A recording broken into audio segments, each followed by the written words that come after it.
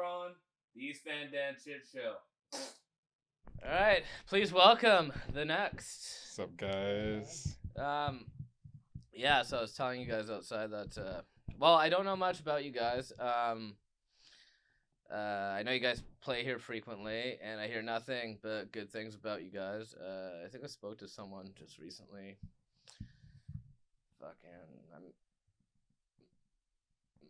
I might have gotten this wrong, but maybe someone from Dead Rights.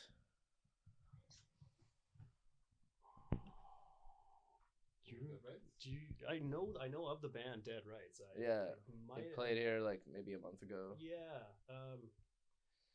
Were we on that bill? I don't think we played with them, but they might just like know who we are. Yeah. Like just by like hearing us play or by association, because we're friends with like a lot of people in the music scene, or have been to shows, or people have been to our shows, and then we've like linked up that way. So it's just kind of this thing where it's like even some people that haven't seen us like hear about us and then like pass it on. So yeah, pretty cool.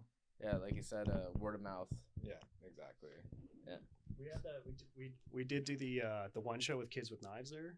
Oh fuck yeah! That's where I heard you guys too. Yeah. Yeah, and we I think you had the interview with them in the morning before we got a chance to play together. But that was like one of my favorite shows that we've done. And then when we found out the next day that they were going to Japan, it was like, this is heartbreaking. I want to play with these guys all the time, man. So did they actually like? They didn't move there. They just went there to tour. No, I think three or four of their members ended up moving. Two or three. I think the brother and the sister, one of the brothers and the sisters, like the older brother of the two brothers, they moved there and are like living there now for a period of time, and they've been like playing shows and stuff. That's crazy. That. Yeah. So no, man, we were like super stoked because we had never I never really played with them before, and then they show up, invite us to the show, and we play that show, and we're like, oh man, we want to play with these guys again, like, you know, hopefully go to Van or whatever. And they're like, yeah, no, we're moving to Japan. And we're like, yeah, of course. That's a great time. But perfect time. Yeah, no, man, that was a really fun show though. It's like getting used to coming to the Globe like almost every month at this point. So, yeah, between like our buddy's birthday show last month that we played with like Ancient City TL's Party in Greybush, or like the Kids with Knives show that we had in October, and Zaddy Fest was the other one. Had a show in July, and then we have this one now, so it's like almost every month since June we've been playing a show here. Nice. Yeah, man, it's pretty good. Awesome. So you guys, you're from the island? Yeah. You're from here, Nanaimo? Yeah, pretty much. Yeah. Oh, sweet. Have you guys always like lived here? Or? Well, I moved here when I was like 2. Oh, okay. So, but I consider myself 28 now. 28. Yeah.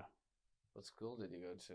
I was actually homeschooled for a lot of it, and then I kicked around NDSS for finishing out the school for a little bit, and then I think that was probably 2016 or 2017 around that time. Okay. Yeah. You missed out. I used to throw like the parties back in the day. Oh man, yeah. That high school for that time, man. Like just some of the absolute craziest ragers. Buddy, one time a house party in Yellowknife, Buddy went through the ceiling off of a table in my friend's parents' house, and then I had to, because I'm a painter by trade, I had to go through and patch his ceiling for him and try and recreate it, and they never knew. Damn. Yeah. That's pretty good. Yeah, I think I was up till like 20. I stopped throwing parties. There was a weekend incident. Yeah, it's usually what happens. Yeah. There was lots of ambulances, fire trucks, a fucking roadblock. Fuck is that movie? The Project X? This was like just before that movie came out, and I actually remember going to the theater with like some of my buddies, and just like midway through, it's like that scene where like Miles Teller, he's got the fucking baseball bat with the piñata, and he hits it, and all the ecstasy flies out. I just look over to my buddy, and he's just like eating popcorn. And he's like, it's just like Dan's house. Oh, that's rad. Yeah, good times. Yeah. And Jay's from. Yeah, so I was born here, and I lived here till I was like 7, and then we moved to a small town called Williams Lake. I don't know if you know where that is. Yeah. It's like the center of BC. And I lived there till like 2019, 2020. And then I moved back to the island just like during all the pandemic stuff. But I wanted to move back since I was a kid. It's just like my family lived up there. It's just like, well, I got the opportunity and seized it, right? Yeah, looking back, I wish during that whole lockdown madness that I was like recording music that entire time. That would have been, well, I mean, fuck, some weekends I would blow like $2,000. Just fucking. Lord. Oh, dear Lord. Yeah, it was, yes. It's a chaotic mess. But it comes with stories too. It does come with, stories. yeah. Battle A lot of stories. them I don't remember though, unfortunately. Oh, well, Told through the eyes of other people. Yes. that in itself is like a song, man. Just like all the memories that you've forgotten. Like, you know, just like just the memories that you make. And then you're like, you know, I'm pretty sure we had a good time, but I just can't remember it all. And you just get like the secondhand from someone else. You know? Like, oh, okay. Second stories. Yeah, exactly. Yeah. Then, you know, on the other hand, some memories are better left forgotten. Yeah, This is- yeah, Yeah. man. Yeah.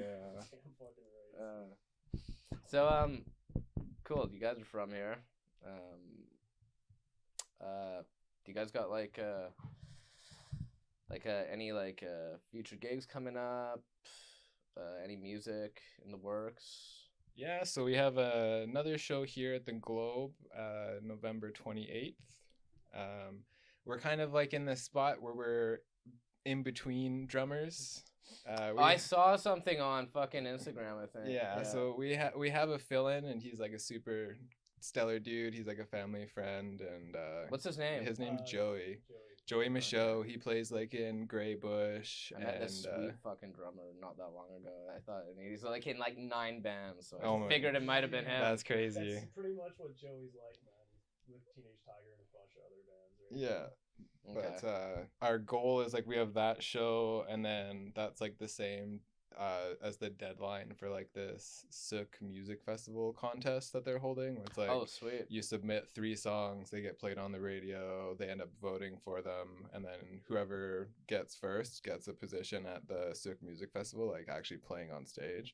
So we're like, you know, go listen to the songs on the radio, guys. We're gonna try and get them played, but just the exposure itself, even if we don't get first, which, you know, hopefully we can, but it's more so that we just get it out there so more people can hear what we're playing, right? So trying to get that all recorded, you know, is really a big thing. Yeah, I hope you Yeah. guys win. Thanks, man. That'd be super, Yeah. super killer for sure. Well, when would the festival like be? I think it happens in June or July, either late June or early July, I think. Okay. Yeah. So they do like the contest where they're probably gonna like play it over like the winter or whatever, and then probably have finalists or something. They haven't been too like, you know, this is exactly what's happening. It's just like you have to have it submitted by a certain date kind of thing, right? Nice. Might be going to Vegas in April for that fucking festival. I forget the name. Is that the one with System of a Down and System of the Korn Down, Corn, and- Bring Me the Horizon. Oh, yeah. Fucking Melvins. I saw a Dude. huge bunch of bands. Corrosion of Conformity. Yes, I haven't heard yes. of that band in years. Dude, they're fucking. That was yeah. like, oh, that is so album, sick. Wise Blood. This is like fucking. That was like one of the, I started off with mostly just punk music. Yeah, and, yeah, like they listened did, to a yeah. whole bunch of punk music, and like a lot of Canadian punk bands too. And just seeing a list with like that many names, it was a flood of memories coming back. Yeah. It's like, oh, sick. Yeah, but then well, it's for a stag, and I was like, Oh, okay, that's wow. sweet because it's like in Vegas, obviously, right? Yeah. And that fucking festival would be just like, dude, fuck.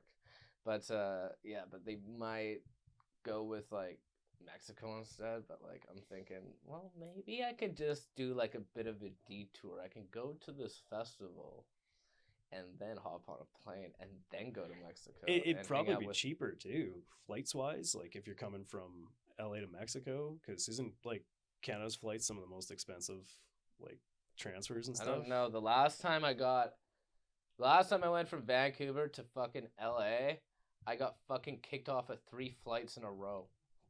shit, that's a record. I That's how bet. much of a mess I was. That's a like the record. first time fucking I blacked out and I like woke up like in my seat on the plane and they were like the stewardess was like, you gotta get out of here.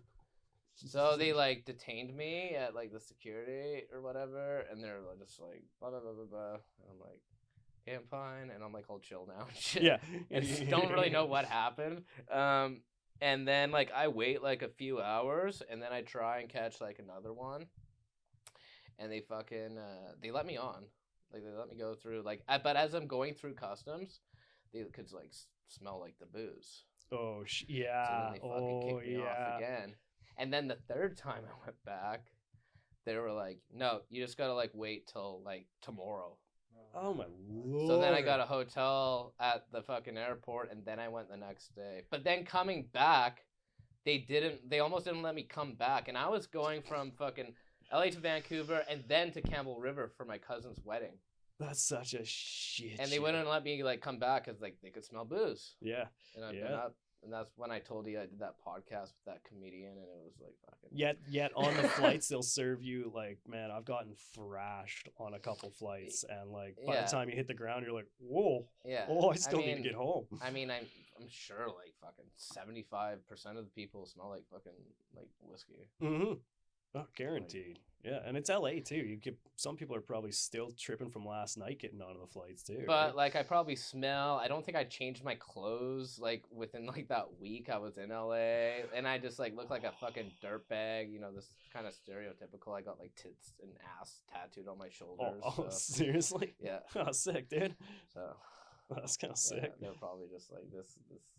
He's a bad boy. He's not allowed. Keep an eye on him for the next Yeah. 24 hours.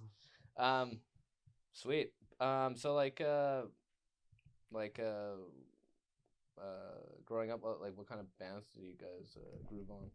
Okay, well, I don't know. I like started off with stuff like Queen or like Elvis, or like then moved into like AC/DC and like Tragically Hip and like a bit of Led Zeppelin stuff here and there, just like stuff I'd hear from my dad. But as I like was a teenager, I started like really researching like rock and roll, so I'd go back and like listen to a bunch of people. So like, yeah, man, like Led Zeppelin, Queens of the Stone Age, Foo Fighters, Nirvana, you know, like Pearl Jam, a bunch of those bands. Yeah, Tea Party, Stone Temple Pilots, like too big of a list to do it all. But yeah, man, I don't know. And now it's just kind of like I've diversified, just listening to more stuff like, you know, different ethnic genres or different like nationality music and stuff like that. Really trying to spread my influence, getting stuff like the Hungarian scales or whatever, like, you know, listening to more like orchestral music stuff. But never can replace rock and roll. Like I still like listen to probably more Nirvana and like King Gizzard and the Lizard Wizard and Led Zeppelin than anything else, really. Yeah. Sweet. Yeah, man. I love it. Yeah. I think my parents probably turned on the radio for me the day I was born, and then it just never turned off. Like I've been seeking music. It first started with like a lot of my influence from my parents, so like a lot of the hip, Police, Queen, Irish Rovers, a bunch of just, you know, classical music here and there. My dad was really big into, I showed him System of a Down. I still remember showing him System of a Down for the first time, and his mind was blown. He's like, oh, this is a new favorite. So then him and I went full into that. But it's been you know, I'll tell anybody will put something on and I'll find something I can jam onto it. And, you know, if even anything from pop music like Spice Girls, like I jam hard to the Spice Girls. If I'm in the car, sometimes I'll play like some of the cheesiest music, but all of it's been like such a huge influence on just my listening.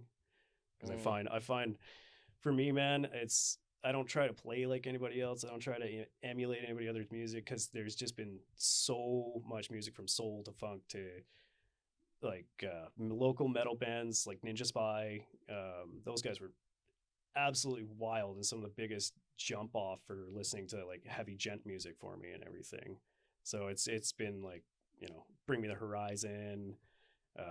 They're actually really their like newer shit is like really starting to grow on me. Oh, dude, they're one of the most diverse bands of the heavy genre that they can change and they can keep the consistency of how good their quality of music is. Yeah. And their quality of writing. They're a fantastic band. Yeah. I agree on that. Yeah. Yeah. There's just too much music in the world, not enough time to listen to it all. Yeah, for sure. Do you guys remember like your first like legit concert? Mine was actually only like 4 years ago. Wait, what? Yeah, so I've been like into music and playing music for a really long time, but like growing up, my family wasn't like super well off, so it was like I'd like beg my parents for a drugstore guitar when I was like 12, and I got like an acoustic guitar, and then when I was 16, I got my first like Squire electric guitar and stuff like that, and I had that guitar until I was like 20, 21 when I got my first new one after that. So growing up, I didn't really have like the opportunity to go do that because I was like doing sports and stuff, so like any extra money was like for that. But my buddy, when I moved to Nanaimo, I met my good friend Kevin Saunders. He like plays folk music in town and stuff. Check him out. But we went to Blue Rodeo in Victoria. They're like a Canadian like rock I'm slash well like aware of folk. Blue Rodeo. Yeah, but Everyone crazy. Canadian is. Like I think it was like one of the most formative experiences in my music journey because there's like a certain point where I can't remember the guy's name, but one of the founders, he's like starts kind of playing the song, and then with like one hand movement like that, the whole crowd stands up on their feet, and from like that point onward, no one sat down again, right, for like the last like third of the concert. So it was like, damn, like seeing how like all these people know the lyrics, they're all singing, like everybody's standing up and having a great time. Like it was like, if I could even get anywhere close to that experience of like bringing a group of people together under like one thing, they're like all there to see that band because they like that band's music, right? And just seeing like how connected that made everybody is like definitely eye opener, a big game changer for sure. What about you? It was in Nanaimo. It was either be Raffi up at a church in the North End, and I was like 6, but it was like surrounded by a bunch of other little kids. I'm like, yo, this is the coolest experience of my life sitting here. Or one of my dad's shows, because I would be like probably 4 or 5 just hanging out at the side of the stage asking the bassist for $1 so that I can go play some card games. Or it would have been the Hip at Save On Center in Victoria. I think 2016 or 2018. I think I was there. That was like their second to last tour before they announced that he had cancer, and they did the big final tour. Well, I was there. I was at the one they did. I think it was at the where they do like Rock the Shores. Okay, I don't like outside where they have like Sunfest and shit. Oh yeah, all right, yeah. No, this was inside the Save On Center. I think this was either like a year or a couple months after they released Darkest One. Okay. So then they played that live, and that was like everybody standing up. The family had that on rotation for the longest time. So we're all standing up, just pounding out the lyrics. And as I'm standing there, this dude lights up behind me, and I'm like sitting there, I'm like, I smell weed. I smell weed here. And my parents are right beside me, and joint starts getting passed around. Goes down to my parents. My dad looks at my mom and me, and then he passes it to my mom. My mom looks at dad and me, passes it to me. I'm like, all right, this is what the concert experience is about. This is sick as hell, man. It was wicked. Yeah, they were. I was just thinking about, like, are you guys fans of Mastodon? I know a few of their songs. I've had a few of their songs in rotation. Never had the chance to sit down and give them a full listen. Okay. Well, probably heard that Brett Hines passed away, their guitarist. And I was thinking of this, like, I don't know, like, it's kind of like Led Zepp back in the day continuing without Jimmy Page. It's kind of fucking stupid. Yeah. You know what I mean? And then it's kind of like almost like you know how STP has like tried to carry on over the years without Scott, No, and just it's just Rush without yeah, the same. that's what we were literally just talking about. Yeah. It's like suicidal tendencies nowadays. you think they'd have some form of pact where it's like, hey, like, you know, just specifically with Rush, where it's like our main songwriter and one of the original members of the band has died. Maybe we should just call it, you know. But Yeah. Linkin Park. yeah, like That's especially Linkin that Park. was probably the worst one. Yeah. It's It's like like you they guys could've- replace him with a fucking Scientologist chick. Well, like, and the thing is Makes there's no like fucking sense. riding on the name of Linkin Park opposed to just like starting a new band and using the same members and being like, oh, these were the members of Linkin Park, but now From it's the like founders of Yeah. Linkin Park brings you. like hybrid theory. Just Yeah. use your initial name, you know, whatever. But Yeah, yeah, man. one of those things, I guess. Yeah, I mean, obviously musicians have bills to pay too. It's not can't be ignorant to that kind of They stuff. have lots of and- money. Oh, They have lots. Yeah. They're not hurting, okay? No, they don't want to downsize the mansions and the Yeah, cars and all that. all that property tax, right? yeah. Fuck. If your band's looking for their next gig or you happen to be passing through Nanaimo, BC and wanting to crush some beers and bang your fucking heads, well, look no further. Hit up the Globe Live Studio. Go to www.theglobelivestudio.com to check out their calendar or book your next gig. Be there or be square, baby. Yeah, my first concert was my first legit one. Excuse me. Was Black Crows, Oh, nice. Oh wow. and that was fucking. Oh god, I was like 12. That I smoked my first joint. Oh. It was at the Queen Elizabeth Theater, and I remembered like I think the show was at 7. Well, doors at 7. But we didn't get out of the theater till like midnight, and they didn't have an opening act. Wow. Holy, That's a fucking long show, that's insane. and I just remembered like how much, just like clouds of smoke were just like, Yeah, because a huge stoner rock band, Yeah, right? man. So Yeah. that's pretty sick. Well, it amplifies it too, because when the crowd creates that plume of smoke, you know, everybody's in the moment feeling different versions of it, but all enjoying the same experience, right? Everybody's like, yeah, we're all here part of this same moment, but like you just see clouds of smoke coming by and you're like, all right, everybody knows that this is the time to enjoy this moment. yeah. Smoke up a little bit, amplify it a little more too. It's very Canadian. Yeah. Yeah. Yeah. Cool.